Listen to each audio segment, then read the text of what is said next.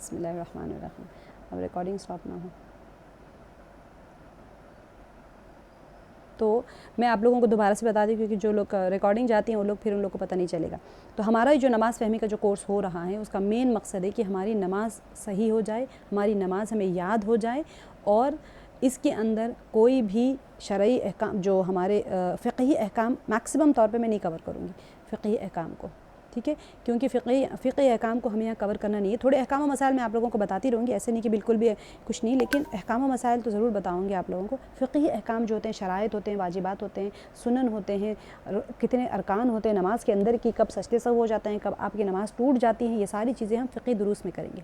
ٹھیک ہے، دروس فقہ ہمارا جو چلے گا شروع ہوگا انشاءاللہ شارٹ ٹرم میں ہوگا، 3 دن کا 5 دن کا، جیسے ہم کورسز بناتے جائیں گے ایسے ہی سیم پیٹرن پہ رہے گا. وہ آپ کو سیم ایسے ہی نوٹس بھی دوں گی میں سارا کچھ. تو وہ ٹائم پہ ہم لوگ انشاءاللہ ایک ساتھ فقہی احکام کریں گے. تو آپ کا جو ہمارا برین جو ہوتا ہے نا، اس کے سیکشنز بنے ہوتے ہیں، تو وہ سیکشن اسی ٹائپ کے لاجیکل سیکشن ہوتا ہے، میموری سیکشن ہوتا ہے، یہ ساری چیزیں ہوتی ہیں. ابھی آپ کو جو کرنے کا ہے وہ میموری سیکشن میں یاد کرنا ہے، اس نیت سے کہ آج میں یہاں سیکھ کے جو چیز کروں گی تو میری نماز میں وہ اپلائی کروں گی.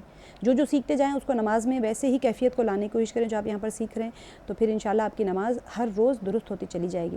تو صورتیں یاد کریں گے ترجمے کے ساتھ میں، تو آپ ظاہر سی بات ہے وہ اثر آ جاتا ہے نا نماز میں. سورہ فاتحہ پڑھیں ترجمے کے ساتھ میں پڑھیں گے تو ادھر ادھر ذہن نہیں جاتا، کیونکہ آپ کا ذہن ترجمے کے اوپر ٹکا ہوا رہتا ہے. اب مجھے یہ کرنا ہے، اس کے بعد یہ پڑھنا ہے، اس کے بعد یہ کیفیت ہونا ہے، تو پھر انسان ذہن نماز میں لگ جاتا ہے انشاءاللہ. تو ہمارا مین مقصد یہ ہے. تو جتنے بھی ہمارے اذکار ہوں گے نماز کے وہ احکام و مسائل، اور ہم اسلامی تربیت کے اندر ہم تھوڑی سی سیرت کے چھوٹے چھوٹے بالکل آسان سی نبی پاک صلی اللہ علیہ وسلم کی حیات مبارکہ، سیرت میں بہت گہرے پوائنٹس نہیں جائیں گے، تھوڑا سا جائیں گے، آپ اس کو یاد رکھ پائیں گے انشاءاللہ روز کا روز میں. تو آپ دیکھیں گے ہم شروع کریں گے انشاءاللہ اس کے ساتھ میں کہ اسلام میں نماز کی اہمیت کیا ہے. سب سے پہلے تو یہ ہے کہ سورہ بقرہ کی آیت ہے کہ اللہ تعالیٰ کا ارشاد ہے ان الذین آمنوا، ٹھیک ہے، وعملوا الصالحات. سب سے پہلے دیکھنا یہ ہے کہ نماز کا آلموسٹ 85 ٹائمز نماز کا ذکر آیا قرآن پاک میں. ایمان کے بعد میں جو سب سے پہلی چیز پوچھی گئی وہ نماز کی پوچھی گئی. تو قرآن پاک کی ایک آیت پڑھ لیتے ہیں، حدیث مبارکہ دیکھ لیتے ہیں، اس کے بعد میں آپ کو تفصیل بتاؤں گی کہ اللہ سبحانہ وتعالیٰ فرما رہے ہیں کہ ان الذین آمنوا، کہ اللہ تعالیٰ کا ارشاد ہے کہ جو لوگ ایمان لائے اور وعملوا الصالحات اور نیک عمل کرتے رہے. کیسے؟ واقاموا الصلاۃ، خصوصاً نماز کی پابندی کی، ٹھیک ہے، وآتوا الزکوٰۃ اور زکوٰۃ ادا کی، اور لہم اجرہم، تو ان کے لیے لہم اجرہم، ان کے لیے کیا ہے؟ اجر ہے، عند ربہم، ان کے رب کے پاس میں، ولا خوف، اور ان کو کوئی خوف نہیں ہوگا. اللہ تعالیٰ کے پاس تو ثواب محفوظ ہی ہوگا، اور ان کی ہر قسم سے ہر چیز سے ان کی محافظت کی جائے گی، اور ہر قسم کے خوف سے وہ خوفناک، ان کو خوف نہیں ہوگا. علیہم ولا ہم یحزنون، نہ وہ غمگین ہوں گے. انسان خوف اور غم، انشاءاللہ جب میں آپ لوگ کو تفسیر کراؤں گی اس کی، آپ کو بتاؤں گی انشاءاللہ کہ خوف اور غم میں کیا فرق ہوتا ہے. ایک نارمل سا آپ کو سمجھنے کے لیے کہ کوئی چیز ہوتی ہے کہ آپ کے سامنے ایک چیز ہوتی ہے، اس کا آپ کو پتہ ہوتا ہے. Known fear and unknown fear, ہم کہتے ہیں نا کہ انسان کو آپ کو ایک پتہ ہوتا ہے کہ بھئی اب ڈاکو سامنے کھڑا ہے، آپ کو چاقو مار دے گا، آپ کو پتہ ہے میں مر جاؤں گی. لیکن آپ کا کینسر کے ٹیسٹ دیا ہوا ہے، کینسر کی رپورٹ نہیں آئی، اب آپ کو نہیں پتہ کہ وہ پازیٹیو آئے گی یا نہیں آئے گی، نیگیٹو آئے گی. دونوں میں انسان کو موت کی سی کیفیت رہتی ہے، دونوں میں انسان ایسے ہی انداز میں ڈر رہا ہوتا ہے. لیکن ایک میں کیا ہو رہا ہے؟ نون فیئر ہے کہ آپ کو پتہ ہے کہ ڈاکو سامنے ہے، چاقو مار دے گا، اور دوسرے میں ان نون فیئر ہے، انجانا سا خوف ہے اس کے اندر. تو یہی ہوتا ہے کہ خوف ہوتا ہے، غم ہوتا ہے، انسان کو سامنے کوئی چیز ہوتی ہے، اس کو پتہ ہوتا ہے کہ یہ چیز میرے ساتھ سانحہ ہونے والا ہے. گاڑی آپ بالکل کلف پہ آ گئی، آپ کو پتہ ہے آپ گر جائیں گے، آپ مر جائیں گے، تو وہ ایک کیفیت الگ ہوتی ہے. ایک انسان کو ہوتا ہے اب پتہ نہیں کیا ہو جائے، وہ جو انجانا سا ڈر ہوتا ہے نا، وہ بہت خطرناک ہوتا ہے کہ پل پل انسان مر رہا ہوتا ہے اس کے اندر. تو اللہ سبحانہ وتعالیٰ فرما رہے ہیں کہ وہ لوگ جو ایمان لائے، یہ کب ہوگا؟ دنیا میں بھی ہوتا ہے اور آخرت میں سب سے زیادہ ہوگا، جب کہ وہاں پر اعمال نامے دیے جائیں گے لوگوں کے ہاتھ میں. تو اس وقت انسان کو ایک پل پل کا خوف رہے گا کہ پتہ نہیں میرا کیا معاملہ ہوگا میرے ساتھ میں. میرا نام اعمال داہنے ہاتھ میں دیا جائے گا یا اڑا کے پیچھے سے دیا جائے گا، یا گنہگاروں کا جو نام اعمال ہوتا ہے وہ لیفٹ ہینڈ میں یا پھر پیٹھ کے پیچھے سے دیا جاتا ہے. وہ جو کیفیت ہوگی وہاں پر، وہ سب سے سنگین اور بہت ہی زیادہ خوف زدہ ہونے والی اور غم کی کیفیت ہوگی. دونوں کیفیات وہاں پر مل جاتے ہیں اس وقت میں، کہ ان نون فیئر بھی ہے کہ جائے گا نہیں جائے گا، نون فیئر ہے کہ جہنم دیکھ رہے ہیں وہاں پر. سارے لوگ کہیں گے نفسی نفسی، تو اس کا کیا عالم ہوگا. تو اس کے لیے اللہ سبحانہ وتعالیٰ فرما رہے ہیں کہ وہ لوگ جو ایمان لائے اور نیک عمل کرتے رہے، خصوصاً نماز کی پابندی کی اور زکوٰۃ ادا کیا، تو ان کے رب کے پاس میں ان کا ثواب محفوظ ہے. اور نہ ان کو کسی قسم کا خوف ہوگا اور نہ وہ غمگین ہوگی. اتنی بڑی ہمارے لیے وہ ہے انعام ہے، یہ اتنا بڑا انعام ہے کہ ہم دیکھ نہیں رہے نا. ہمیں جب دنیا میں خوف ہوتا ہے کوئی چیز کا تو دنیا کے خوف کو بھی اللہ تعالیٰ کریں کہ ہمارے سارے پریشانیاں ایسے ہی رفع ہو جائیں گے جب ہم نماز کو مضبوطی سے پکڑ کے رکھیں گے. ایمان تو ہے آپ کے پاس، نیک اعمال بھی کر رہے ہیں، نماز اہم چیز ہے.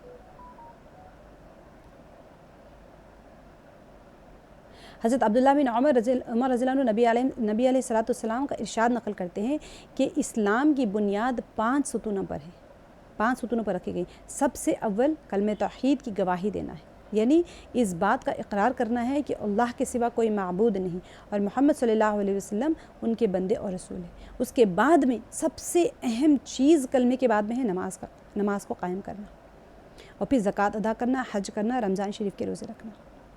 تو کیا فرمایا گیا کہ بنیاد، اسلام کی بنیاد 5 چیزوں پہ ہے. آپ کو پتہ ہے بنیاد کسے کہتے ہیں؟ ہم کیا ہوتا ہے سنتے سنتے سند ہو جاتے ہیں. بنیاد کہتے ہیں فاؤنڈیشنز کو. آپ کا گھر جب بن رہا ہے نا تو ایک طرف 4 پلرز ہوتے ہیں، بیچ میں ہوتا ہے آپ کا گھر. سب لوگ گھروں میں رہتے ہیں نا. اب کیا ہوتا ہے آپ سوچیں، پلرز آپ کا کنسٹرکشن ہو رہا ہے گھر کا، اس وقت میں ایک لوری آ کے آپ کے ایک کارنر کو پلر ہی توڑ دی، ایسے زور سے آئی کہ وہ کنسٹرکشن کے ٹائم پہ پلر ٹوٹ گیا. کیا ہوگا سب کو پتہ ہے، پورے کا پورا گھر کولیپس ہوگا. 4 پلر ہی تھے آپ کے اور بیچ میں ایک تھا کہ چلو بھائی بہت زیادہ اسپین ہے تو بیچ میں پلر دے دیتے ہیں ایک، ٹھیک ہے وہاں تک تو ٹھیک ہے. یہ 4 پلرز میں سے ایک نکل گیا، لوری آ گئی اور مار دی. جبھی آپ نے لگایا تھا ابھی کچا تھا، سب وہیں سے اڑ گیا آپ کا پلر. آپ کے دل کی کیفیت کیا ہوگی اس وقت؟ پورے کا پورا جو آپ نے سلیب ڈالا ہے وہ ڈھہ جائے گا.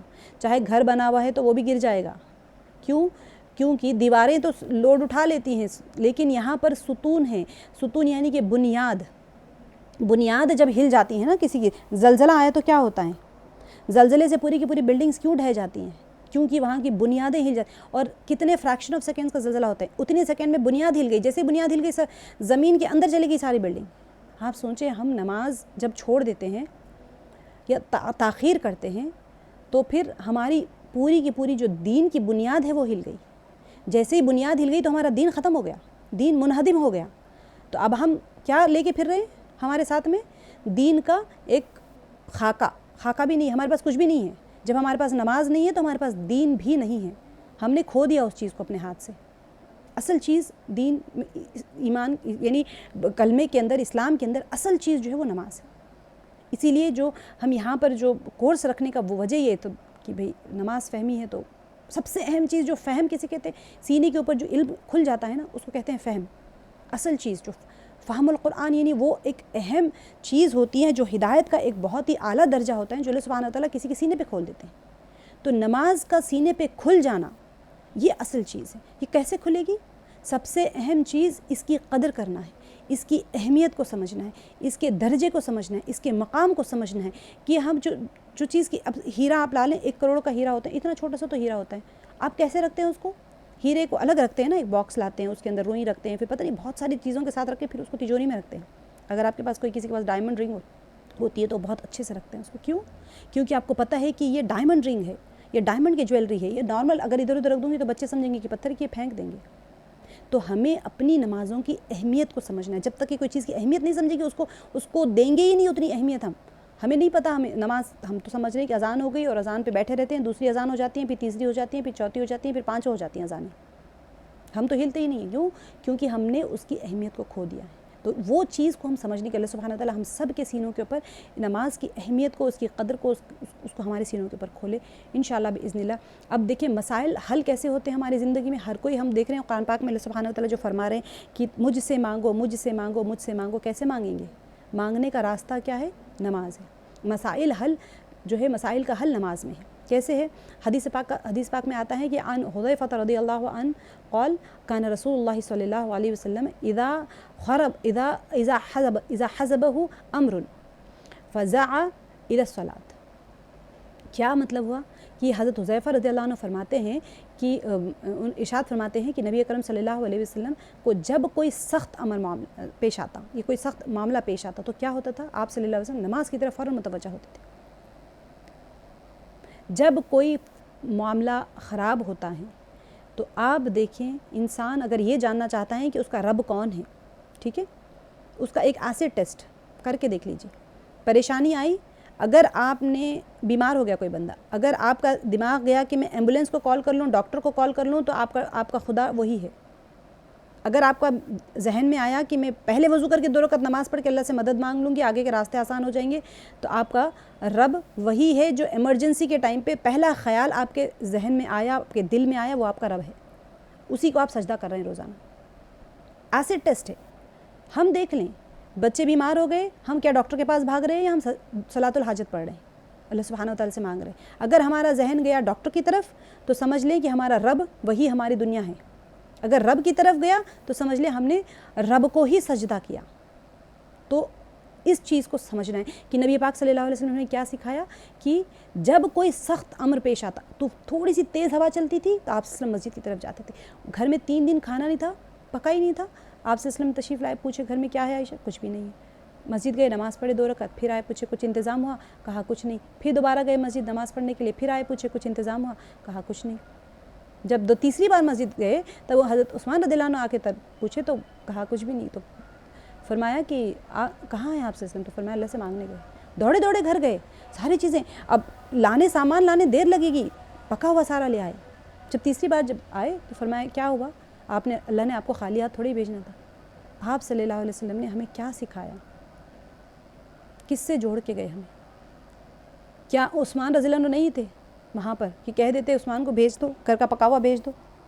ہماری ضروریات کے لیے ہم کس کو قبلہ بنا رہے ہیں، وہ نبی پاک صلی اللہ علیہ وسلم نے سکھا دیا ہمیں۔ حدیث پاک میں آتا ہے کہ قرآن مجید میں ارشاد اللہ تعالیٰ کا ہے ایھا الذین آمنوا، کیا فرمایا اللہ تعالیٰ نے؟ آمنوا استعینوا بالصبر، ہم نے پڑھ لیا، والصلوات ان اللہ مع الصابرین۔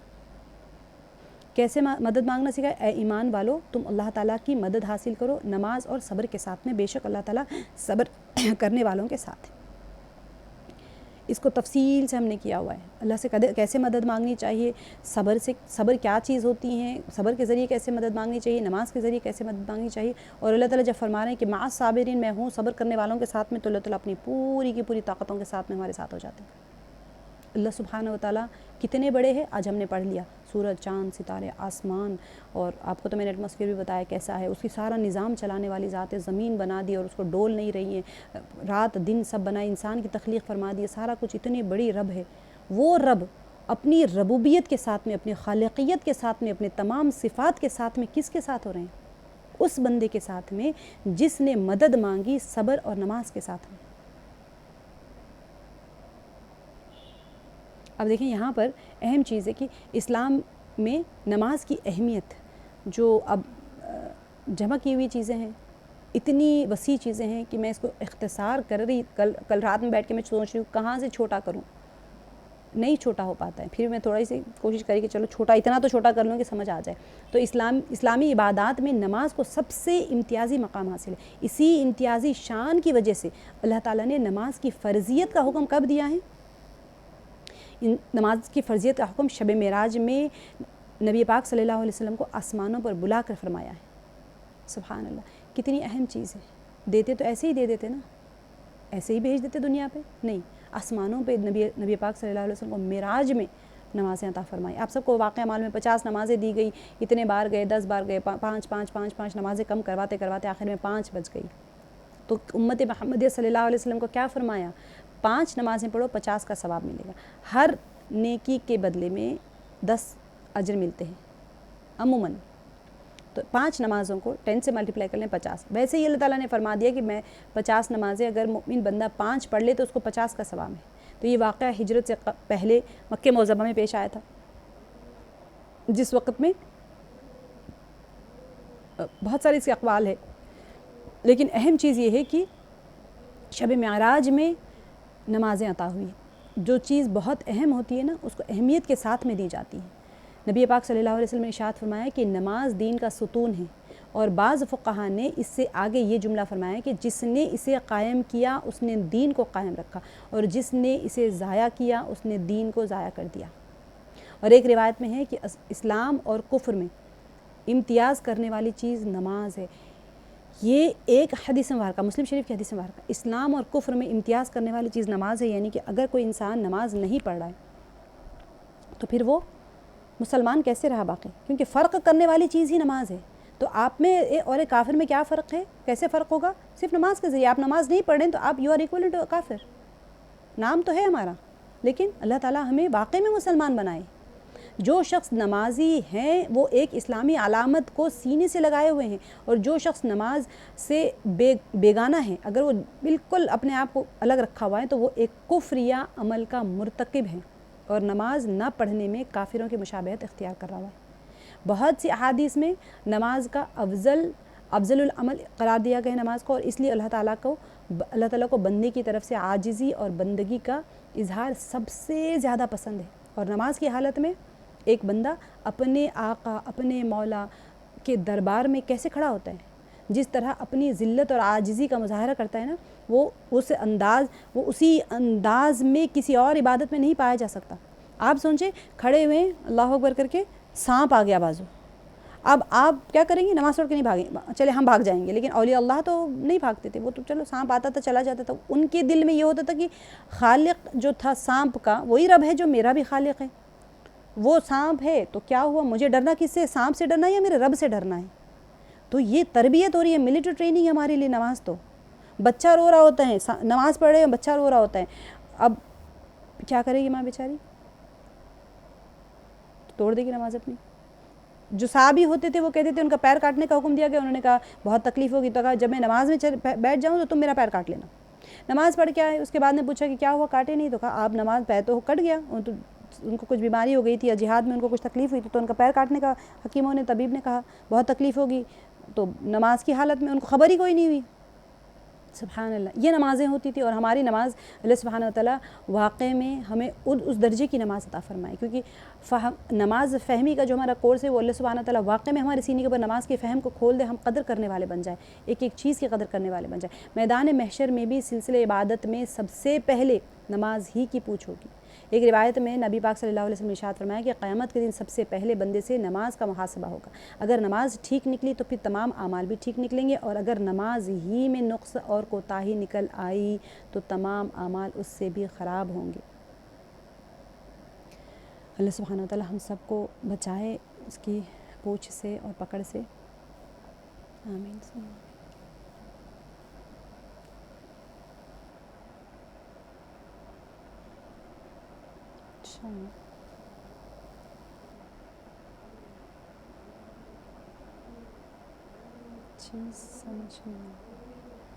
ٹھیک ہے.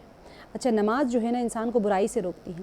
ان الصلاۃ تنہی عن الفحشاء والمنکر، بے شک نماز روکتی ہے بے حیائی اور منکر کاموں سے. تو ایک شخص نے نبی صلی اللہ علیہ وسلم سے شکایت کی آ کے، اچھا یہاں پر میں نے غلطی سے حکایت لکھا ہے، شکایت آنا چاہیے، میں کریکٹ کر کے آپ لوگ کو بھیج دوں گی. شکایت کی کہ فلاں آدمی رات بھر نماز پڑھتا ہے، دو غلطیاں ہو گئی، نماز پڑھتا ہے اور صبح اٹھ کر چوری کرتا ہے. تو نبی علیہ الصلوۃ والسلام نے جواب فرمایا کہ یہ نماز عنقریب اس برے عمل سے اس کو روک دے گی، اور جس شخص کی نماز اسے بے حیائی اور گناہ سے نہ روک سکے تو گویا اس کی نماز ہی نہیں ہوئی. اس کی بہت ساری تفصیلات ہیں، لیکن ہم کیونکہ اختصار پہ جا رہے ہیں تو نماز انسان کو ہر قسم کی برائی سے روکتی ہے. جو انسان کسی برائی سے بچنا چاہتا ہے تو وہ نماز میں جب مشغول ہو جاتا ہے تو وہ نماز اس کو روک لیتی ہے. اپنی نماز کے لیے نماز کے آداب و شرائط کے ساتھ میں ادائیگی کا اہتمام کرنا چاہیے. جتنا زیادہ اہتمام اور خشوع و خضوع کے ساتھ میں نماز پڑھی جائے گی انشاءاللہ اتنا ہی معصیت سے نفرت کا جذبہ پیدا ہوگا اور اطاعت کی طرف رغبت کا انسان کے اندر ایک فیلنگ آ جاتی ہے. اب انسان اطاعت کے اوپر کیسے کھڑا ہوگا؟ ایسے ہی کھڑا ہوگا جب وہ پھر نماز پڑھتا رہے گا تو اس کے اندر خود بخود اپنے آپ اس کے اندر وہ جذبہ پیدا کر دیں گے اللہ سبحانہ وتعالیٰ.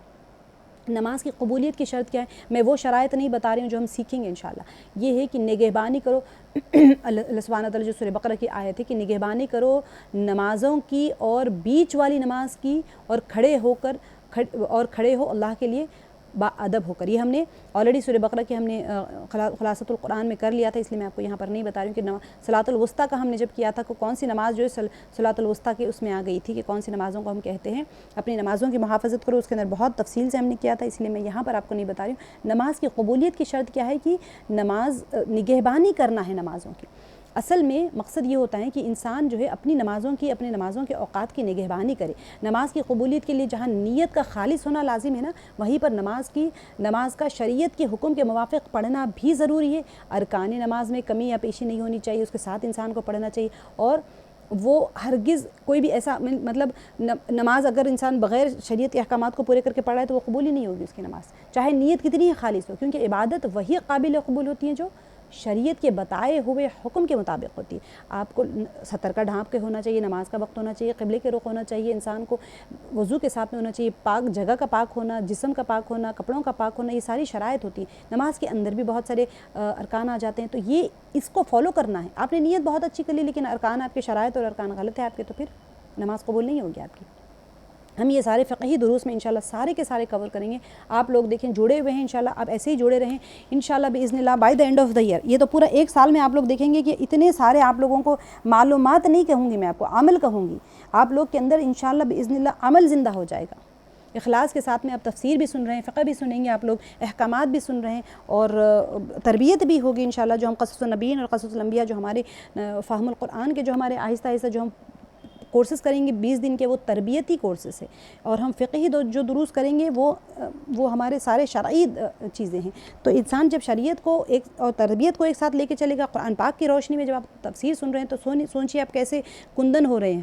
آگ میں جلتے جلتے انسان بھٹی میں جلتے جلتے کندن ہو جاتے ہیں نا، تو ویسے جیسے ماحول میں بیٹھتے ہیں نا، پھر آپ دیکھیں ایک سال کے بعد میں آپ خود اپنے اندر تبدیلی محسوس کریں گے. آپ کی نمازیں صحیح ہو جائیں گی، آپ کی تمام جتنے فقہی احکامات ہوں گے آپ اس کے اوپر آ جائیں گے. آپ کو پتہ بھی نہیں چلے گا، بغیر محنت کے آپ ساری چیزوں کے اوپر اتر آئیں گے انشاءاللہ. اب دیکھیں نماز کی چوری، انسان جو ہوتا ہے نا ہر چیز میں چوری کرتا ہے، تو پھر نماز میں بھی چوری کرتا ہے. نماز کی چوری کیا ہوتی ہے؟ نماز کی چوری ایک روایت میں ہے کہ نبی پاک صلی اللہ علیہ وسلم نے ارشاد فرمایا کہ لوگوں میں سب سے بدترین چوری کرنے والا وہ شخص ہیں جو اپنی نماز میں چوری کرتا ہو. تو حضرات صحابہ نے عرض کیا کہ نبی پاک صلی اللہ علیہ وسلم سے پوچھو کہ نماز کی چوری کیسے ہوتی ہے؟ تو آپ صلی اللہ علیہ وسلم نے ارشاد فرمایا کہ نماز کا چور وہ ہے جو نماز کے رکوع اور سجدہ پورا نہ کرے، یعنی بس جلدی جلدی جائے، یعنی سجدے سے 2 سجدوں کے درمیان میں سر اٹھے بھی نہیں، پہلا جیسا ہوتا ہے نا کوا کیسا اپنا سر مارتا ہے اس طرح سے وہ اپنی نمازوں کو، اس میں نمازوں کی چوری ہوتی ہے. کہ انسان جو ہے بہت سے نماز کے پابند حضرات جو ہوتے ہیں لمبی عمریں گزر جانے کے باوجود اپنی نمازوں کی اصلاح کی فکر نہیں کرتے. اہم چیز. اور ارکان، اگر آواز نہیں آ رہی ہے تو آواز آ رہی ہے یا نہیں آ رہی؟ جی بات آ رہی. جزاکم اللہ.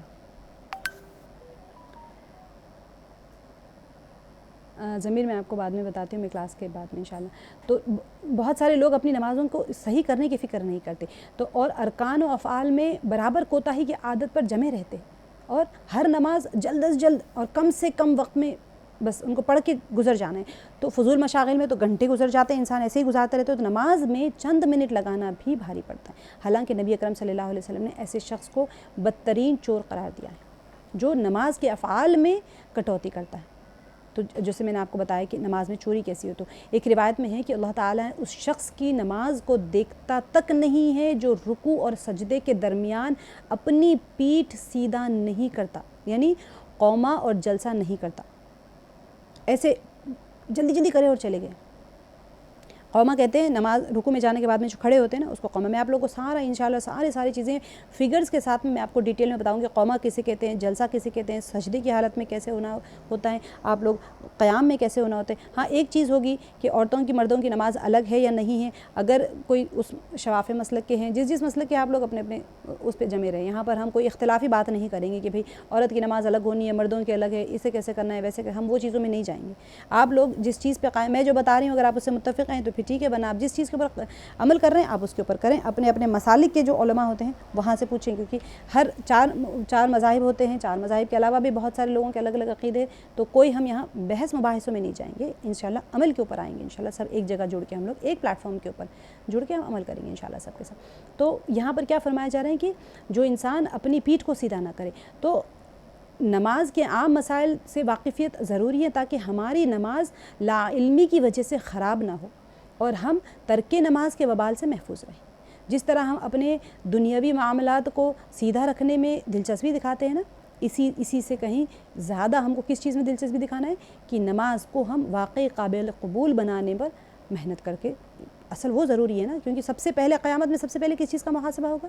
نماز کا ہی ہوگا. تو اللہ تعالیٰ ہمیں حقیقی نماز کی حلاوت نصیب فرمائے اور اپنی رضا تمام سے جتنی اللہ تعالیٰ کی رضا کے لیے تو ہم سارے عمل کر رہے ہیں نا. جتنے لوگ بھی اس کے اندر مبتلا، جتنے بھی سیکھ رہے ہیں، بلکہ میں جب نوٹس بنا رہی تھی میں یہی دعا کر رہی تھی، اللہ ہم سب کی کوششوں کو، آپ لوگ کے ماشاءاللہ سب کے فارمز بھر کے آ رہے، اتنی خوشی ہو رہی تھی، ایسے لگ رہا تھا جیسے کہیں دعوت ہوتی ہے نا، تو دعوت میں سب لوگ آ رہے جا رہے، مہمان آ رہے، میرے دل میں ایسا ہو رہا تھا نا سبحان اللہ، اللہ یہ لوگ اتنے اخلاص کے ساتھ میں محض اس چیز کے لیے جڑ رہے ہیں کہ نماز سیکھ لیں. اور کیوں سیکھ لیں؟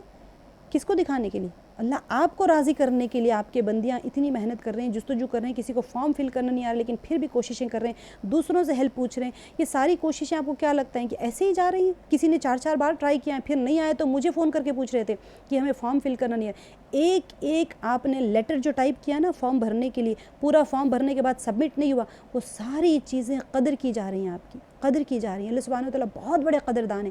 انسان کی ایک کوشش، چھوٹی چھوٹی کوشش جو وہ کرتا ہے نا، اس کی بھی اللہ تعالیٰ بہت زیادہ قدر کرتے ہیں اور بہت اعلیٰ درجے میں قدر کرتے ہیں. بندہ کیا کسی کی قدر کر سکتے ہیں بتائیں؟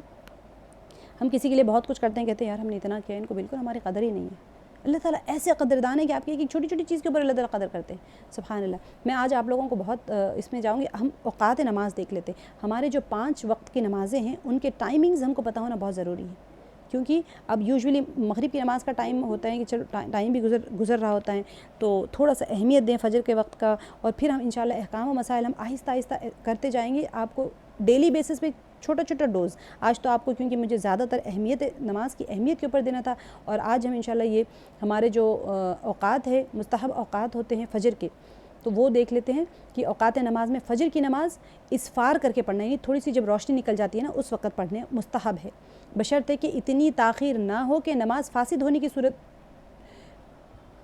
میں مسنون طریقہ سے اعادہ صلاۃ کا گنجائش نہ رہے. یعنی کہ انسان دیکھیں اتنے دیر ہو گئی کہ آپ کو سورج نکل گیا، روشنی آ جاتی ہیں، طلوع آفتاب سے کم از کم 30 منٹ قبل نماز فجر پڑھنی چاہیے. آپ ٹائم دیکھ لیں، مثال کے طور پہ آپ کو 6 بجے سورج نکل رہا ہے، اب تو میرے خیال میں 5:57 کو نکل رہا ہے، 5:45 کو ہی نکل رہا ہوگا شاید، تو آپ اس سے آدھا گھنٹہ پہلے پڑھ لیں. اسفار یعنی کہ روشنی نظر آ جاتی ہے. اندھیرے میں نماز پڑھنے سے زیادہ روشنی میں نماز پڑھنے کو ترجیح دی گئی ہے. تو اسی وجہ سے اسفار کر کے پڑھنا ایک مستحب وقت ہے. ٹھیک ہے. ایسے ہی ظہر کا وقت کیا ہے؟ زوال کے بعد سے سائے اصل 2 مثل ہونے تک ظہر کا وقت باقی رہتا ہے. زوال مطلب سورج ڈوب گیا، مطلب ڈوبا نہیں، سر کے اوپر جو سورج ہوتا ہے نا ایک دم 12 بجے کا ٹائم ہے، جو زوال کا وقت لکھا ہوتا ہے آپ پیپرز میں دیکھ لیں، اس سے جب سایہ زوال کے بعد سے جیسے ہی ڈھلنا شروع ہوا سورج، اس سے لے کے ہر چیز کا سایہ 2 مثل ہونے تک. میں آپ لوگوں کو سمجھاؤں گی انشاءاللہ. 2 مثل اگر ایسے سمجھاؤں گی تو سمجھ نہیں آئے گا. اس کو میں آپ کو فگرز دے کے بتاتی ہوں کہ کیسے ہوتا ہے. مثل کو کیسے بتایا جاتا ہے کہ ایک لکڑی رکھی جاتی ہے. اب ہمیں ضرورت نہیں پڑتی ہے، آپ کو یہ ضرورت کب پڑتی ہے؟ جب کہیں آپ باہر ہو. ہمارے پاس تو گھڑیاں ہیں نا آج کل، پہلے گھڑی نہیں ہوتی تھی، تو اسی وجہ سے ہم سائے کو دیکھتے تھے. سائے کو دیکھ کے 2 مثل ہونے تک ظہر کا وقت باقی رہتا ہے. میرے خیال میں اب ضرورت نہیں ہے اتنے کمپلیکیشن میں جانے کی. ظہر کا مستحب وقت کیا ہے؟ گرمی کے زمانے میں ظہر کی نماز تاخیر سے پڑھنا مستحب ہے، اور دوسرے میں یعنی سردی کے زمانہ ہو تو اول وقت میں ادا کرنا مستحب ہے. آپ کوشش کریں جیسے گرمیوں کا وقت ہے 2 بجے پڑھ لیں، 2:15 کو اس طرح پڑھ لیں. بہت دیر بھی نہیں کریں کہ آپ بالکل عصر کا وقت داخل ہو گیا. 2 بجے 2:15 کے ٹائم پہ ظہر کے وقت کو نماز کو تھوڑی سی تاخیر کریں، اور سردیاں جو وقت ہوتی ہیں تو اول وقت میں پڑھنے کی کوشش کریں. یہ ظہر کا مستحب وقت ہے. وقت تو داخل ہو جاتا ہے. عصر کا وقت کیا ہے؟ ظہر کا وقت ختم ہوتے ہی عصر کا وقت شروع ہو جاتا ہے اور غروب آفتاب تک باقی رہتا ہے. ٹھیک ہے. 2 مثل ہر چیز کا سایہ 2 مثل ہونے کے بعد سے فوراً عصر کا وقت شروع ہو جاتا ہے، اور ہر چیز کا غروب آفتاب تک باقی رہتا ہے. اب عصر کا مستحب وقت کیا ہے؟ عصر کا مستحب یعنی آپ کو میں بتاؤں گی انشاءاللہ فرض کسے کہتے ہیں، سنت کسے کہتے ہیں، مستحب کسے کہتے ہیں، واجب کسے کہتے ہیں، سارے میں آپ کو ڈیفینیشنز کے ساتھ انشاءاللہ آپ کو یاد دلاؤں گی. آہستہ آہستہ جائیں گے ہم لوگ. ابھی تو اتنا سمجھ لیں کہ مستحب ہے، ہم آہستہ آہستہ ایک دن میں آپ کو فرض کا ڈیفینیشن کراؤں گی تاکہ آپ اس کو یاد ہوتا چلا جائے. واجب کیا ہے، سنت کیا ہے، سنت موقدہ کیا ہے، یہ ساری چیزیں آپ لوگ انشاءاللہ میں اتنا تو میں بتاؤں گی کہ 1 سال تک آپ ہمارے ساتھ جڑے رہیں گے. 1 سال کے اندر 1 سال کے ختم پر آپ لوگ دیکھیں گے کہ بہت اچھی آپ کی پیارے انداز میں آپ کی نالج بڑھ چکی ہوگی عمل کے ساتھ میں انشاءاللہ. تو عصر کا مستحب وقت سورج میں تغیر آنے سے پہلے تک رہتا ہے.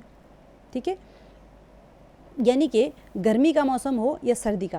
البتہ سورج میں تغیر آنے کے بعد عصر کا مکروہ وقت شروع ہو جاتا ہے. تغیر یعنی کہ آپ دیکھیں جیسے سورج کو دیکھیں بالکل اب ڈوبنے پہ آ گیا ہے, جیسے تھوڑا سا ہوتا ہے نا ایک دم ریڈش ہو جاتا ہے کلر, ابھی غروب نہیں ہوا ہے لیکن تھوڑا سا آپ کو دیکھتے ہی محسوس ہو جاتا ہے کہ سورج اصل سورج کی طرح نہیں لگ رہا ہے, بس ایک چھوٹا سا اورنج کلر کا بال لگ رہا ہے, تو وہ تغیر آ گیا ہے سورج کے اندر. تو پھر اس کے بعد میں مکروہ وقت شروع ہو جاتے ہیں, تو کوشش کریں عصر کی اذان ہوتے ہی پڑھ لیں. اچھا, مغرب کا جو وقت ہوتا ہے غروب شمس سے لے کر افق پر سے سفید روشنی کے غائب ہونے تک مغرب کا وقت باقی رہتا ہے. افق یعنی کہ آپ دیکھیں جو آسمان کا جو حصہ ہوتا ہے نا سامنے کا, اس کو کہتے ہیں افق. تو اب وہ جو ہوتا ہے غروب, جیسے ہی سورج غروب ہو گیا اس سے افق میں سفید روشنی کے غائب ہونے تک, میں بلکہ انشاءاللہ اس کو آپ لوگ کو اچھا سے اس کو ڈیٹیل میں امیجز کے ساتھ میں ایکسپلین کرنا چاہ رہی تھی. کل میرے پاس اتنا بہت شارٹ ٹائم تھا میرے پاس میں, تو وہ سارے امیجز میں جمع نہیں کر پائی, لیکن آپ لوگ کو ضرور انشاءاللہ جیسے ہم نماز کا جب ہم کریں گے نا اس وقت میں آپ کو ضرور سارے امیجز لے کے بتاؤں گی, یا پھر ہمارے 20 ڈیز کا کورس ہے, آج تو پہلا ہی دن ہے, تو ہم اس ٹائم پہ ضرور پورے کے پورے امیجز کریں گے اور سارا انشاءاللہ آپ کو پکا آئیڈیا ہو جائے گا کہ میری مغرب ہوئی یا نہیں. یہ نہیں کہ آپ اندھیرا ہو رہے ہیں اور آپ پڑھے جا رہے ہیں. مستحب وقت کیا ہے؟ مغرب کے نماز اول وقت میں پڑھنا مستحب ہے, بلا عذر تاخیر کرنا مکروہ ہے. ٹھیک ہے, اذان ہوئی, اذان سے پہلے وضو کر کے رہیں اور اول وقت میں پڑھ لیں. بلکہ ہر نماز کے لیے, صرف ظہر کی نماز کے لیے آپ تاخیر کر لیں مستحب ہے, ورنہ ہر نماز کے لیے اذان کے لیے انتظار کریں, اذان ہوتی ہی پڑھ لیں. عشاء کا وقت, عشاء کا ابتدائی وقت سفید روشنی کے غائب ہونے سے شروع ہو کر عشاء کا وقت. آپ دیکھیں سفید روشنی کہاں ہوگی, ظاہر سی بات ہے, تھوڑا سا آسمان کو بھی آبزرو کرنا شروع کریں. اللہ تعالیٰ نے آسمان ہمارے لیے بنایا, ہم اتنے گھروں کے اندر محدود ہو کے رہ گئے نا, گرمی ہو رہی ہے تو کوئی اے سی میں سے نکلنا ہی نہیں چاہ رہا. چھت پہ جائیں, آسمان کو دیکھیں, تارے گنیں. آپ سب لوگ بچپن میں نانی دادا دادی سب بولتے تھے تارے گن کے آؤ, ہم لوگ بھی جاتے تھے بچپن میں تارے گننے کے لیے. کیوں کہا جاتا تھا؟ کیونکہ ہماری جو آنکھ اللہ تعالیٰ نے بنائی ہے نا وہ ڈسٹنٹ ویژن کے لیے بنائی ہے, دور کی چیزوں کو دیکھنے کے لیے بنائی ہے, قریب کی چیزوں کو دیکھنے کے لیے نہیں بنائی ہے. تو یہ جو ہماری آنکھ آج کل خراب ہو رہی ہے نا بچوں کو, کلوز کیا کہتے ہیں اس کو, کلوز انوائرمنٹ سنڈروم, پتہ نہیں کچھ اس طرح کا وہ لوگ سنڈروم. ہمارے ایک دوست تھے ڈاکٹر, وہ کہتے تھے کہ جب بیماری کا نام نہیں پتہ چلتا تو کہہ دیتے ہیں سنڈروم. تو یہ کیوں ہو رہا ہے کلوز ایونٹ سنڈروم, پتہ نہیں ایسے نام دے رہے ہیں سنڈرومس کیوں ہو رہے ہیں؟ کیونکہ بچوں کو بھی اور ہمیں بھی جا کے آسمان دیکھنا چاہیے. ڈسٹنٹ ویژن میں ہماری بینائی اچھی ہوتی ہے. کہیں نہیں جا سکتے تو کھڑکی میں سے دیکھیں, لیکن ضرور دیکھیں, آسمان دیکھیں, تو آپ کو پتہ چلے گا کہ روشنی ہوتی کیسی ہے. سفید روشنی مغرب کے بعد میں کیا ہوتی ہے؟ عشاء کے ابتدائی وقت جو ہوتا ہے سفید روشنی کے غائب ہونے سے شروع ہو کر صبح صادق کے طلوع ہونے تک. صبح صادق کون دیکھے گا مجھے ضرور بتائیے گا, ٹھیک ہے. صبح صادق کسے کہتے ہیں, صبح کاذب کسے کہتے ہیں؟ آپ لوگ دیکھیں صبح کے جو تہجد میں جو اٹھیں گے وہ ضرور دیکھیں گے کہ آسمان میں کیا کیا چینجز آتے ہیں, کون سی روشنیاں نظر آتی ہیں. اس کے بغیر تو کوئی سمجھا ہی نہیں سکتا ہے. تو میرا خیال میں تفسیر کا جب کرا رہی تھی تبھی بتائی تھی دیکھنے کے لیے. تو عشاء کا مستحب وقت کون سا ہوتا ہے؟ نماز عشاء تہائی رات سے پہلے تک مؤخر کرنا مستحب ہے, جبکہ کوئی اور عارض یعنی کوئی اور وجہ نہ ہو, مثلا جماعت اگر نہیں بن رہی ہے, اس طرح کا کوئی اندیشہ نہ ہو تو. اور آدھی رات تک پڑھنا بلا کراہت جائز ہے. آواز کلیئر نہیں آ رہی؟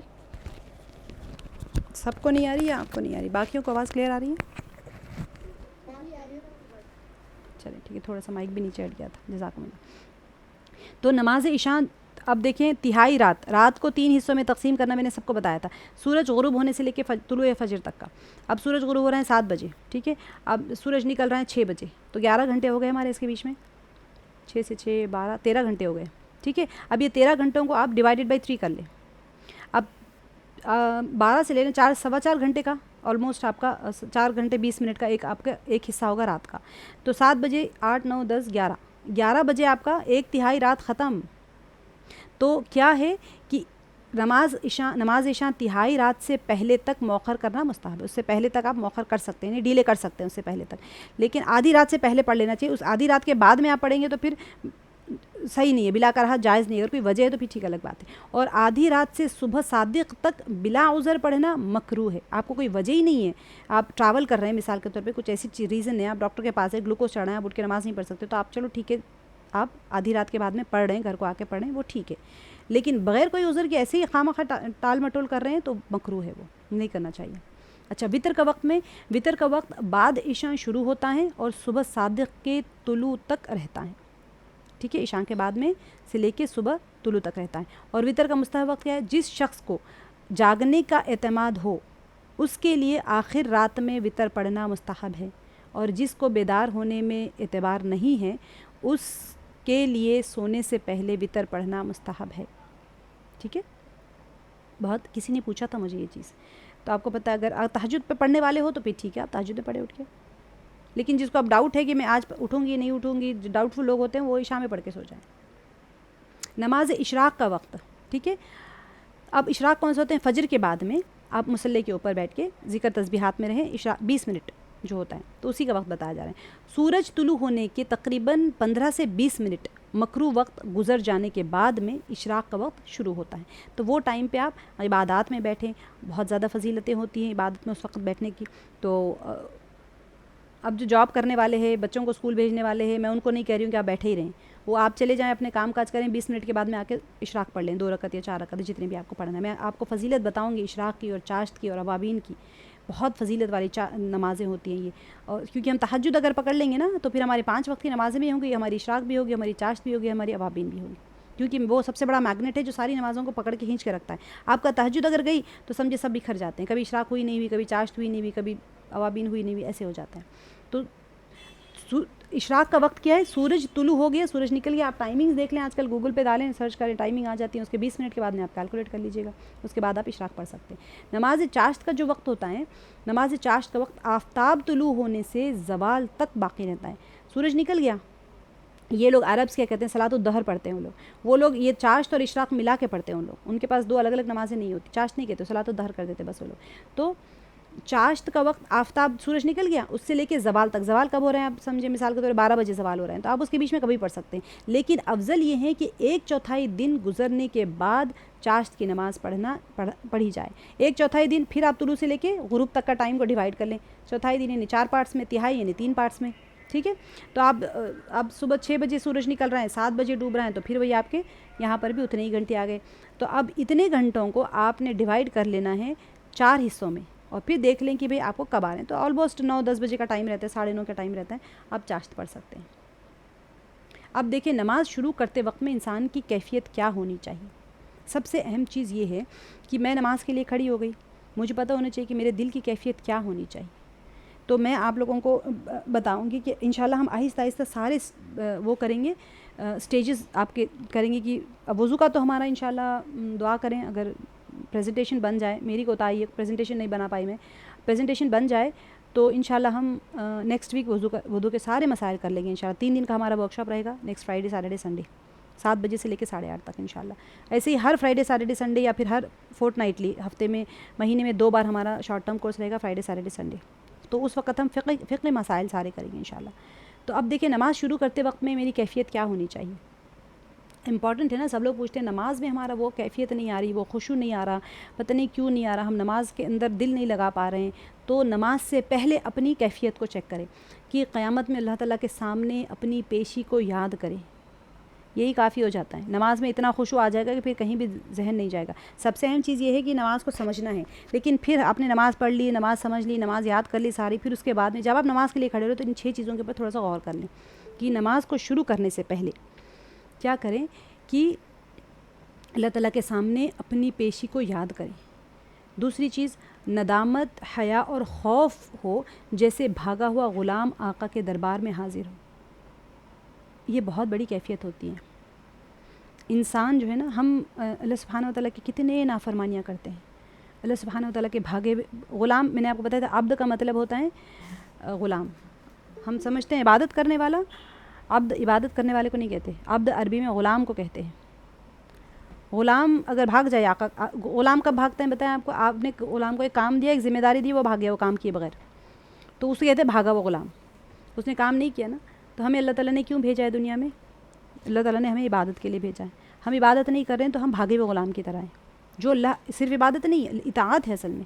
اللہ سبحانہ تعالیٰ نے اپنی اطاعت کے لیے ہمیں دنیا میں بھیجا کہ قرآن پاک کے جتنے احکامات ہیں اس کے اوپر ہمیں عمل کرنا ہے. تو ہم عمل نہیں کر رہے ہیں. تو جب ہم عمل نہیں کر رہے ہیں تو گویا کہ ہم بھاگے ہوئے غلام ہیں. کیونکہ ہم غلام ہیں, تو ہمیں خریدا کیسے اللہ تعالیٰ نے؟ کس نے خریدا ہمیں؟ اللہ نے خریدا. تو ہماری قیمت کیا لگائی اللہ نے؟ اللہ سبحانہ و تعالیٰ نے جنت کے عوض ہمیں خرید لیا. تمہیں میں جنت دوں گا, تم میرے غلام ہو گئے. اب تو عبدیت کا تقاضا ہے اطاعت, اور ہم بکے ہوئے غلام ہیں. تو جب ہمارا کچھ اپنا ہے ہی نہیں, ہم تو غلام ہیں، تو اگر ہم نافرمانی کریں گے تو پھر ہماری کیفیت کیسی ہونی چاہیے؟ تو وہی کیفیت ہونی چاہیے، ایک انسان کے اندر ندامت ہو، اس کے اندر ایک حیا ہو، اس کے اندر ایک خوف ہو. ایک کام دیا گیا، بچے ہوتے ہیں، آپ نے ایک بہت بڑی ذمہ داری دے دی ہے، اب آپ نے سمجھے 5,000 روپے کا کوئی اچھا شو پیس لے کے آئے، میں تو چھوٹی چیز بول رہی ہوں، بچے نے توڑ دیا، دیکھ رہا تھا ٹوٹ گیا، اب اس کی کیا کیفیت ہوگی؟ غلطی ہو گئی نا. ہمارے سامنے یہ روز انسیڈنٹ ہوتے ہیں تو ہم جلدی ایگزامپل دے سکتے ہیں. اب تو ٹیچرز جو ہوتے ہیں ماشاء اللہ، بچہ ہوم ورک نہیں کر گیا تو وہ دیکھیں گھر سے ہی روتا ہوا جاتا ہے، امی میں جاؤں گا ہی نہیں آج اسکول کو، ٹیچر ماریں گے. اب ٹیچر کو پتا ہوتا ہے اس کی کیا حالت ہو رہی ہے، تو جب وہ اس کو کہے کہ نوٹس لے کے آؤ، اب وہ دیکھیں جو اس کی حالت چہرے پہ نظر آنا شروع ہوتا ہے، اس کے چہرے کا جغرافیہ دکھا رہا تھا کہ پریشان ہے، مطلب بچے نے نوٹس نہیں کیا. چیٹنگ کرنے والے بچے ایگزام کے لیے جاتے ہیں، اس کو پڑھ کے کچھ نہیں آیا، اس کو کوئی ہیلپ نہیں کر رہے ہیں، اس کے چہرے کا جغرافیہ دیکھ کے ٹیچر پہچان جاتے ہیں کہ اس نے کچھ نہیں پڑھا ہے، کیونکہ اس کے چہرے کے اوپر ندامت ہوتی ہے، خوف ہوتا ہے کہ میرا انجام کیا ہوگا. اب وہ کیفیت ہمیں نماز میں لانی ہے، نماز سے پہلے لانی ہے، کیونکہ ہم نادم ہوں اپنے گناہوں کے اوپر، ہمیں حیا آئے کہ ہم نے اللہ کی کتنی نافرمانیاں کی. اللہ سبحانہ و تعالیٰ قرآن پاک میں جو کہہ رہے ہیں ہم تو اس کے 0% کے اوپر بھی نہیں آج. وہ ہماری کیفیت ہونی چاہیے. اور فضائل نماز کا دھیان کریں، جو ہم نماز پڑھ رہے ہیں ہمارے ذہن میں فضیلتیں ہو ان نمازوں کی کہ یہ نماز مجھے کیا دینے والی ہے، اللہ کا قرب دینے والی ہے. جنت تو چلیں ٹھیک ہے، جیسے صحابہ ہوتے تھے وہ کہتے تھے کہ جنت میں کیا مزہ، اگر وہاں پر نماز ہی نہ ہو تو پھر ہم جنت میں کیا کریں گے، وہ تو ان کا ایمانی کیفیت ہوتی تھی. تو فضائل نماز کا دھیان کریں، خاص طور پر یہ بات کہ اللہ تعالیٰ سے انتہائی قریب ہونے کا خاص موقع ہے، کیونکہ اللہ سبحانہ و تعالیٰ 70,000 نور کے پردے اٹھا کے بندے کی طرف متوجہ ہوتے ہیں. آپ کو سورہ فاتحہ کی جب میں تفسیر بتاؤں گی تو بہت مزہ آئے گا آپ لوگوں کو کہ اللہ تعالیٰ ہمیں کیسے بات کرتے ہیں. ہم کہتے ہیں الحمدللہ رب العالمین، تو اللہ ہمیں کیسے جواب دیتے ہیں. سبحان اللہ. جب آپ کو پتہ چلے گا کہ واقعی میں آپ کو لگے گا کہ اچھا سورہ فاتحہ کو ہم تو کیسے پڑھتے تھے اب تک. تو نماز پر ہی قیامت میں فیصلہ ہونے والا ہے، یہ ہمیں دھیان رہے. ہم جب نماز شروع کریں تو ہماری کیفیت ہو کہ میری نماز پر ہی تو فیصلہ ہونے والا ہے، اگر یہ خراب ہو گئی تو پھر سب چیزیں، میرے باقی اعمال بھی رد ہو جائیں گے، اور یہ میری آخری نماز ہو سکتی ہیں. یہ سب سے اہم چیز ہوتی ہے. آپ سوچ لیں کہ ملک الموت آ گئے اور آپ کو مہلت مل گئی ہے، کیا کروں، تو 2 رکعت نماز کی مہلت دے دیں تو آپ کو چلو ٹھیک ہے. تو کیسی نماز ہوگی؟ آپ کہیں گے کہ اللہ مجھے معاف کر دے، اللہ میری مغفرت کر دے، یہ نماز میری نجات کا ذریعہ بن جائے، تو وہ کیفیت آ جائے گی اپنے آپ. تو اس لیے بہتر چھٹا یہ ہے کہ بہتر سے بہتر نماز پڑھنے کا عزم کرے اور توفیق مانگے. آج میری جو نماز ہے، میری کل کی نماز اس سے بہتر ہو. کیسے ہوگی بہتر؟ زیادہ نماز میں قرآن پڑھنے سے. جتنی زیادہ قرآن یاد کریں گے نا، میرے خیال میں سب نے حفظ کی نیت کر لی ہوگی، ہے نا، شروع بھی کر لیا ہوگا کسی نے. چھوٹی چھوٹی صورتوں سے شروع کریں، حفظ کی نیت کر لیں. جس دن آپ نے نیت کر لی، اگر آج ملک الموت آ جائیں گے تو آپ حفاظ میں اٹھائے جائیں گے، کیونکہ آپ نے نیت کر لیا، آپ نے شروع کر لیا. بڑے سورہ ناس سے شروع کیا ہو، کوئی بات نہیں، اگر 2 صورتیں پڑھنے سے پہلے بھی موت آ گئی، حفاظ میں اٹھائے جائیں گے. نیت کر لیں، حفظ کی کوشش کریں، شروع کر دیں. یہ ہماری کیفیت ہونی چاہیے کہ قیامت میں اللہ تعالیٰ کے سامنے اپنی پیشی کو یاد کریں، ندامت اور حیا اور خوف ہو، جیسے بھاگا ہوا ایک غلام آقا کے دربار میں حاضر ہوتا ہے. اور فضائل نماز میں دھیان کریں، خاص طور پر یہ بات کہ اللہ تعالیٰ سے انتہائی قریب ہونے کا خاص موقع ہے. اور چوتھی چیز یہ ہے کہ نماز پر ہی قیامت میں فیصلہ ہونے والا ہے. اور 5ویں چیز یہ میری آخری نماز ہو سکتی ہیں. اور 6ٹھی چیز اس لیے بہتر سے بہتر نماز پڑھنے کا عزم کریں اور توفیق مانگیں. توفیق مانگنا بہت بڑی چیز ہے، کیونکہ توفیق جو ہے یہ اصل میں ہدایت کا تیسرا درجہ ہوتا ہے. میں آپ کو بتاؤں گی جب سورہ فاتحہ کریں گے کہ 3 درجے کی ہدایت ہوتی ہے، تو ہدایت کا تیسرا درجہ یہ ہوتا ہے. اب نیت کر رہے ہیں آپ نماز کی، وضو کر کے آپ آ گئے، نماز کی نیت کر رہے ہیں. نماز کی نیت کیسے کریں، کیا پڑھ کے نیت کریں، اور کیفیت کیا ہونی چاہیے نماز کی نیت میں. اصل امپورٹنٹ جو ہے نا نماز میں کیفیات ہوتے ہیں، کیونکہ سب لوگ پوچھتے ہیں ہماری کیفیات ہی نہیں بن رہی، تو ہمیں پتہ ہی نہیں کہ ہمیں کیفیت کیا رکھنی ہے، تو کیفیات کیسے بنیں گی.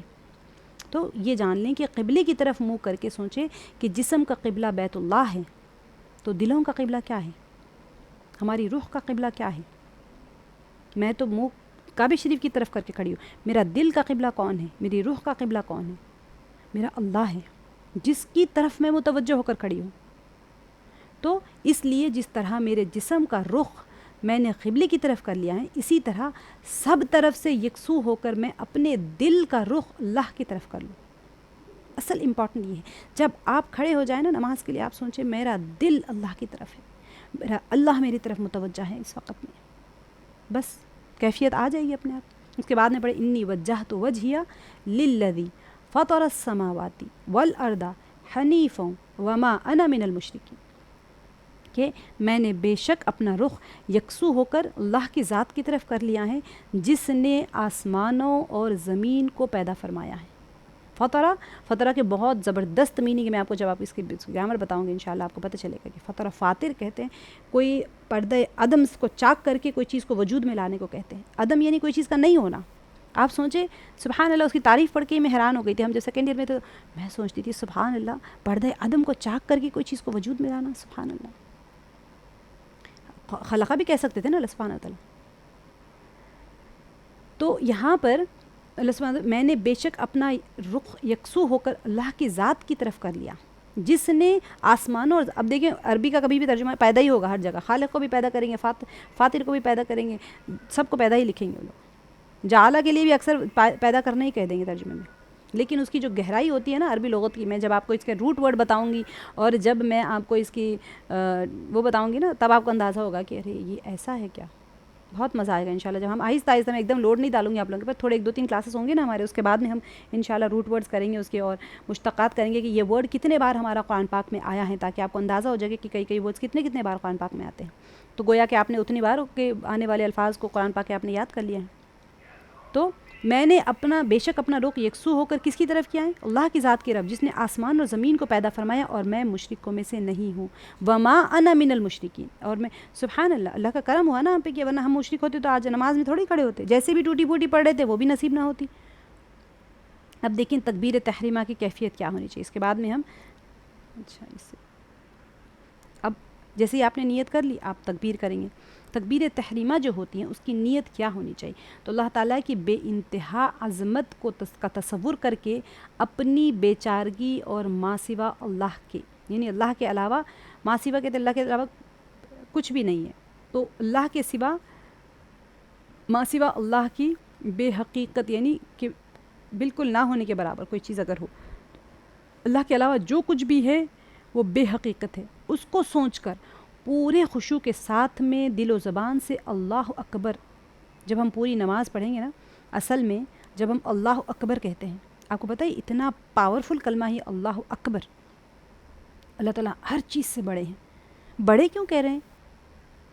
سوچنے کی بات ہے نا، کیونکہ جو مشرکین ہوتے تھے، کفار ہوتے تھے، شیاطین جو ہوتے تھے، شیطان تو کسی نے اس نے اللہ کے ساتھ میں کبھی اس نے مقابلہ نہیں کیا تھا کھڑے ہو کر، وہ تو انسانوں کو گمراہ کرنے کے لیے تھا. انسان کیا سوچتا ہے؟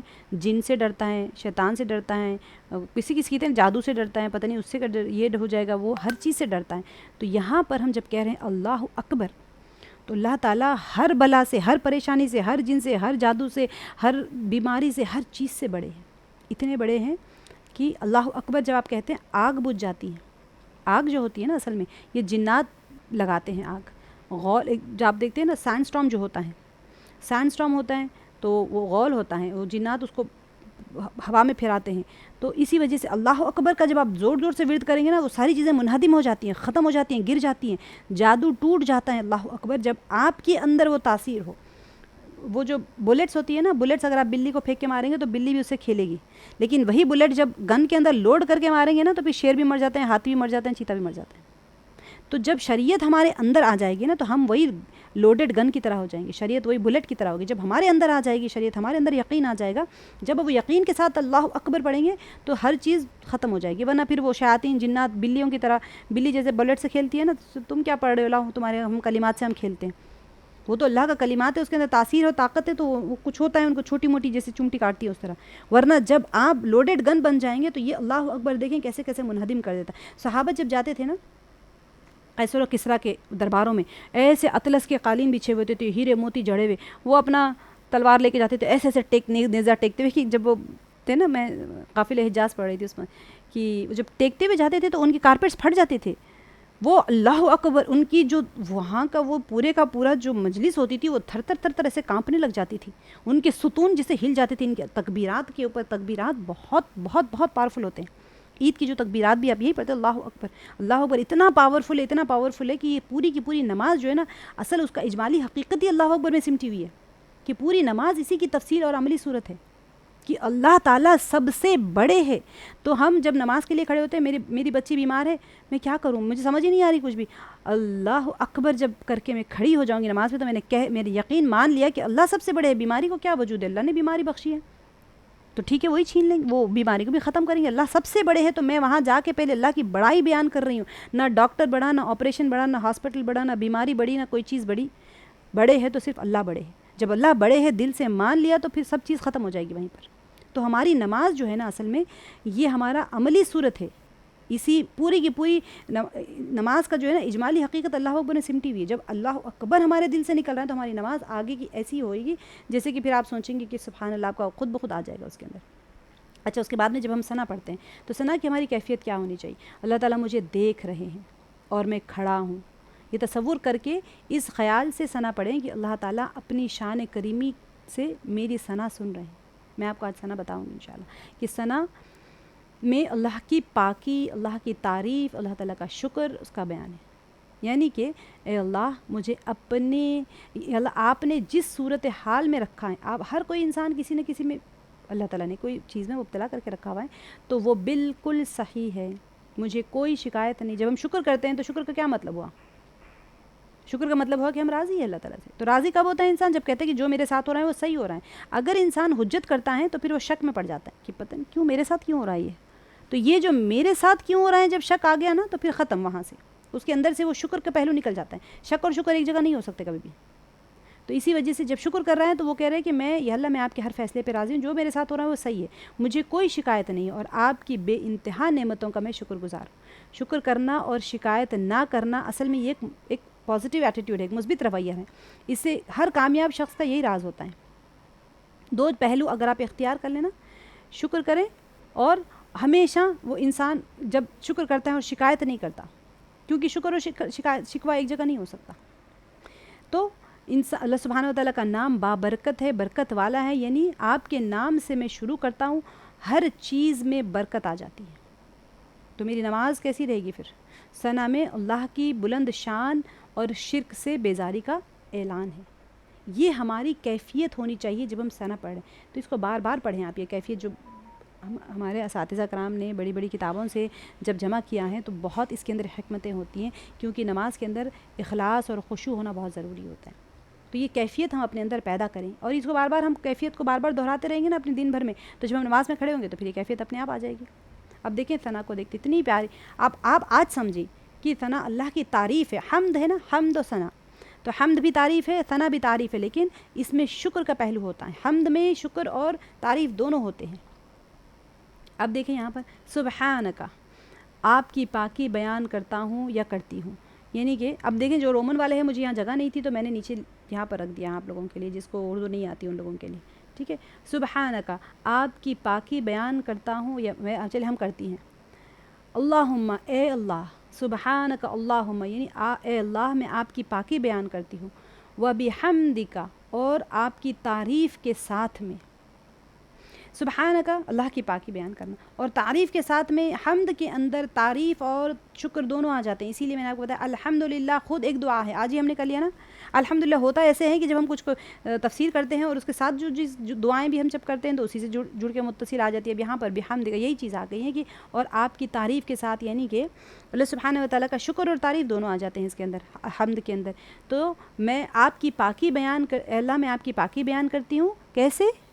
بحمدک, آپ کی شکر اور آپ کی تعریف کے ساتھ میں آپ کی پاکی بیان کرتی ہوں. پاکی تو ایسے بھی بیان کر سکتے ہیں آپ, لیکن شکر اور وہ بھی دونوں بھی پہلو آ گئے اس کے اندر, شکر کا بھی اور تعریف کا بھی پہلو آ گئے. وہ تبارک اسمک اور برکت والے ہیں. یعنی کہ یہاں پر کاف کی جو ضمیر آ جاتی ہے نا تبارک, تو وہ تبارک اور برکت والے ہیں. اسمک آپ کا نام, آپ کا نام برکت والا ہے. وہ تعالی جدک اور بلند ہے, اعلیٰ مرتبہ بلند ہے. کیا؟ جدک آپ کی بزرگی. سبحان اللہ. اس کا ترجمہ آپ یاد کریں آج ہی. ولا الہ اور نہیں ہے کوئی معبود غیرک سوائے آپ کے. اب دیکھیں, اب آج آپ پڑھیں گے تو کتنا مزہ آئے گا. ظہر کی نماز آپ جا کے پڑھیں گے, یا اللہ میں آپ کی پاکی بیان کرتی ہوں آپ کے شکر اور آپ کی تعریف کے ساتھ میں. ٹھیک ہے, وہ تبارک اسمک اور آپ کا نام برکت والا ہے. وہ تعالی جدک اور آپ کی بزرگی بلند ہے. ولا الہ غیرک اور نہیں ہے کوئی معبود آپ کے سوا. اس کو ترجمے کو یاد کریں. ٹھیک ہے, میں سلائیڈ شیئر کر دوں گی گروپ میں, آپ اس کو یاد کریں.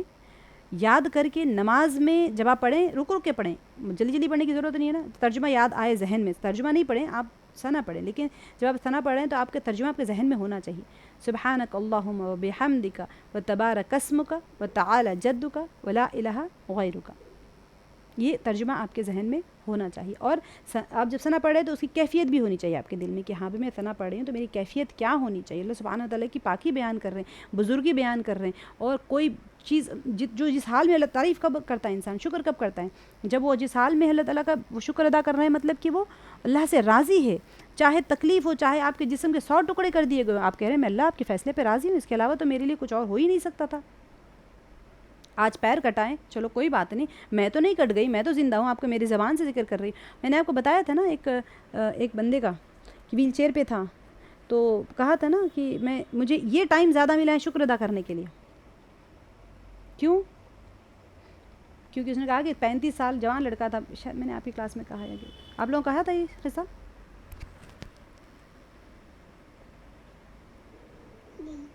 آپ لوگوں نے کہا تھا, اچھا آپ تھے ہوں گے. اچھا میں پھر بتا دیتی ہوں, پھر بار بار بتائیں گے تو کچھ نہیں ہوگا اور زیادہ پختہ ہوگا. ایک کوئی بندہ تھا, مسلمان تھے, بہرحال یو ایس میں یا یو کے کا واقعہ ہے. تو انہوں نے اپنے ایک بیان میں بتایا کہ وہ بیان کرنے گئے تھے 1 سال پہلے یا 1.5 سال پہلے. ٹینس پلیئر تھا, زبردست کھیلتا تھا, پلیئر تھا, فاسٹ ٹینس, اور اچھا خاصا ایتھلیٹ جو ہوتے ہیں بہت ہی چست ہوتے ہیں, ہائٹ وائٹ بہترین بندہ. 1 سال کے بعد میں جب وہ گئے وہاں پر یو کے میں بیان کرنے کے لیے, تو انہوں نے دیکھا کہ وہ ویل چیئر کے اوپر ہے, اور ہاف آف دا باڈی, کیا اس کی باڈی ہی موو نہیں ہو رہی ہے, صرف ایک انگوٹھا موو ہو رہا ہے, اور گردن بھی نہیں, تھوڑی سی ہلکی سی, اور منہ ہل سکتا ہے, بات کر سکتے ہیں, آنکھوں کا اشارہ, just few of the parts, body parts اس کے ہل رہے ہیں. یہ دیکھ کے پریشان ہو گئے جو تھے. انہوں نے کہا کہ کیا ہوا, تو وہ کہا الحمدللہ, تو وہ پریشان ہو گئے. پوچھا کیا ہوا, کیا, تو کہا مجھے ایک ایسی جینیٹیکل بیماری ہو گئی جس میں میری سلولی میری باڈی کے ہر پارٹ ختم ہو رہا ہے, فنکشننگ اس کی ختم ہو رہی ہے. سبحان اللہ. اور وہ بندہ کہہ رہے ہیں کہ میں اللہ کا شکر گزار ہوں.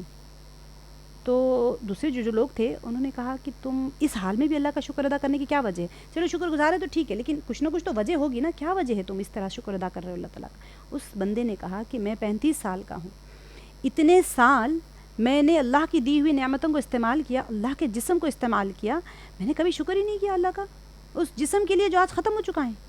تو مجھے اب موقع ملا ہے جب میں ویل چیئر پہ آ گیا ہوں, میرے ساری باڈی پارٹس کولیپس ہو رہے ہیں, day by day, every day اس کے باڈی کا پارٹس کولیپس ہو رہے ہیں. وہ کہہ رہے ہیں کہ اب مجھے سب سے اچھا ٹائم ملا ہے اللہ کا شکر ادا کرنے کے لیے, کیونکہ میں نے اتنے سال, جو 35 سال میں نے ناشکری میں گزار دیے, کبھی میں نے اس نعمت کا شکر نہیں کیا, تو اس نعمت کو میں آج یاد کر کر کے شکر ادا کر رہا ہوں, تاکہ ان دنوں کا ازالہ اب ہو جائے.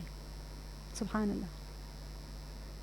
شکر کا کتنا بڑا وہ ہے. دیکھیں اس بندے کی کیفیت, دیکھیں سبحان اللہ, کہ وہ ہر ایک ایتھلیٹ بندہ ہے, 1 سال کے اندر اندر ویل چیئر پہ آ گیا, کوئی باڈی پارٹ نہیں ہلا سکتا 3 پارٹس کے علاوہ, وہ بندہ کہہ رہا ہے. تو ہمیں کتنا شکر ادا کرنا چاہیے, تو وہ چیز ہمارے اندر آ جائے. اب ہمارا, میں نے ٹائم بہت لے لیا, 3 منٹ بچیں. سیرت نبی کا ہم ہلکا سا تھوڑا پارٹ ہم لیں گے روزانہ, آج تھوڑا سا بالکل سے, کہ آج سے ہمارے پیارے نبی صلی اللہ علیہ وسلم سے پہلے کیسا تھا. ٹھیک ہے, اب کیونکہ ابتدائی طور پہ ہم چاہیں گے ایسے ہی سلولی تھوڑا ہم روز کریں گے, کہ آپ صلی اللہ علیہ وسلم, اب سے کوئی 1400 سال پہلے کی بات ہے کہ دنیا کا بہت برا حال تھا, ہر طرف لوٹ مار, چوری, جھوٹ, دھوکہ, فریب, جوا, شراب, بے شرمی اور بے حیائی پھیلی ہوئی تھی, خاص طور سے مکے میں. خاص طور سے یہ جتنی چیزیں آپ یہاں پر سن رہے ہیں نا, مکے میں عروج پہ تھی, عروج پہ. کھوپڑی میں ڈال کے شراب پیتے تھے یہ لوگ, بدلہ لینا ہے نا, تیری کھوپڑی میں شراب پیوں گی. تو ایسے یہ لوگ ایک دوسرے کے قسمیں کھاتے تھے, کلیجہ چیر کے نکال دیں گے ایسے, مطلب منہ سے کلیجہ, اتنی مطلب ان کی ہوتی تھی کہ بربریت کی انتہا. نبی پاک صلی اللہ علیہ وسلم جب صحابہ کے پاس آئے تھے نا, تو ان کے اوپر کوئی بادشاہ قوم نہیں آئی ان کے اوپر حکمرانی کرنے کے لیے, کیونکہ سب کو پتہ تھا کہ یہ تو جاہل ہے, ان کے اوپر کیا حکومت چلائیں, کچھ ہے بھی نہیں ان کے پاس لوٹ کے لے جانے کے لیے. تو کوئی بھی نہیں آیا ان کے اوپر, عربس کے اوپر کوئی آیا نہیں حکومت کرنے کے لیے. اتنی بربریت, پوری دنیا میں کفر اور شرک کا اندھیرا چھا گیا تھا, کیونکہ ادھر یہودی تھے جو اہل کتاب تھے, نصرانی تھے. یہودی تو تفرید میں پڑ گئے, اور نصرانی افراط میں پڑ گئے. مجوسی, کاہن, ساروں کا آپ نے سنا بھی ہو خلاصۃ القرآن میں کہ کیا حال ہو گیا تھا. سب اپنے اپنے دین سے منحرف ہو گئے تھے, اور ہر مرضی میں آئے چیزیں کرنے لگ گئے تھے. تو ایک دیکھا جائے تو ساری دنیا میں جو ہے نا کفر اور شرک کا اندھیرا چھا گیا تھا. اللہ کی مرضی بتانے والا کوئی رسول نہیں تھا, تو رسول سب جا چکے تھے, دنیا والے گمراہ ہو گئے تھے, اللہ کے باغی بن گئے تھے. ساری روئے زمین کے اوپر کوئی مطلب وہ نہیں تھا، سارے لوگ گمراہ ہو گئے تھے. تو رسولوں کی تعلیم بھلا بیٹھے تھے، اللہ تعالیٰ کا راستہ چھوڑ چکے تھے، اپنی من مانی زندگی گزارے تھے. جو من میں جو مرضی آئے کرو، شراب پی لو، حلال کر دیا، زنا حلال کر دیا، سارا کچھ جو اللہ نے کہا تھا یہ نہیں کرو، کبیرہ گناہ، اس کو بھی حلال کر دیا. اپنے جیسے آدمیوں کا حکم مانتے تھے، یا پھر اللہ اور یا پھر خاندان اور برادری کے رسم و رواج پر چلتے تھے. اللہ کی کتابیں بگاڑ دی تھی، تورات، زبور، انجیل سب من گھڑت کر لی تھی اس کے اندر. تفسیر میں، تعویلات میں، سب میں چینجز لانے تھے. ان میں اپنی اپنی باتیں ملا کر رکھی تھی. لوگ پتھر کے بت بنا کر پوجتے، دیوی دیوتاؤں کو پوجتے تھے، ان کے نام پر جانور ذبح کرتے تھے، منت مانتے تھے، چڑھاوے چڑھاتے تھے. پیڑ، پہاڑ، ندی، نالے، جاندار، بے جان، سب ان کے معبود تھے جس کی عبادت کرتے تھے ہر کہیں. اب جتنے آدمی تھے اتنے ہی راستے ہو گئے تھے.